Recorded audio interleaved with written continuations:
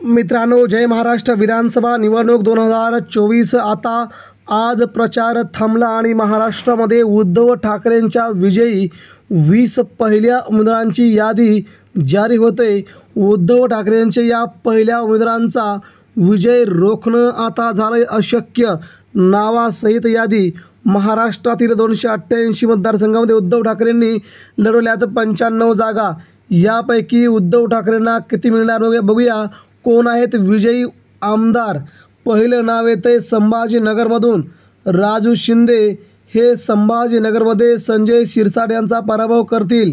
त्यानंतर राजन विचारे, मुख्यमंत्री एकनाथ शिंदे यांच्या ठाण्यातून राजन विचारेंचा विजय निश्चित मानला जात आहे.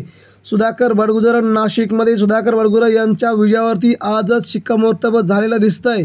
त्यानंतर राहुल पाटील परभणीतून उद्धव ठाकरेंचा हा भगवा शिलेदार पुन्हा आपल्या भगव्यासह मैदानात उतरवतो आणि जिंकतोय देखील. विशाल बरबडे रामटेक उद्धव ठाकरेंचा बालेकिल्ला. या बालेकिल्ल्यात विशाल बरबडे जिंकताना दिसत आहेत. त्यानंतर पुढचं नेते दीपक साळुंके सांगोल्यातून बापूंना खूप मोठ्या प्रभावाच्या छायेत हे दिसतंय. महेश सावंत माहीम मतदारसंघातून अमित ठाकरे सदा सरवानकर यांचा पराभव निश्चित मानला जातोय.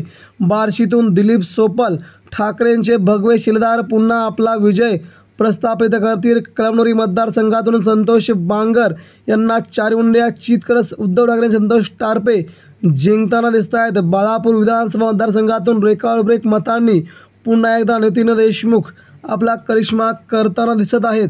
त्यानंतर सुनील राऊत मुंबईतून विक्रोळी भांडूप मतदारसंघातून सुनील राऊत यांचा विजय खूप मोठ्या विक्रमी मताधिक्याने होईल अशी शक्यता निर्माण झाली. भास्करराव जाधव गुहागरमधून भास्करराव जाधव यांच्या विजयावरती आजच शिक्कामोर्तब होते. हा ठाकरेंचा विजय आहे.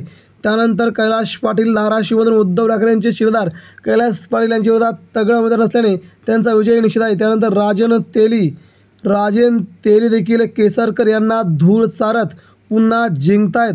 अद्वैत थिरे दादा भुसेंचा काटा काढत या भागात अद्वैत थिरे पहिल्यांदा इथे आमदार होताना दिसत आहेत. मित्रांनो, यामुळे राज्याच्या राजकारणामध्ये उद्धव ठाकरेंच्या विजयी होणाऱ्या उमेदवारांची ही पहिली यादी आपल्याला काय आवडते? आपल्या विधानसभा मतदारसंघात कोण आमदार होईल आणि कोण जिंकेल त्याचं नाव कृपया आपल्या कमेंट बॉक्समध्ये कमेंट करा. मित्रांनो, धन्यवाद. जय हिंद, जय महाराष्ट्र.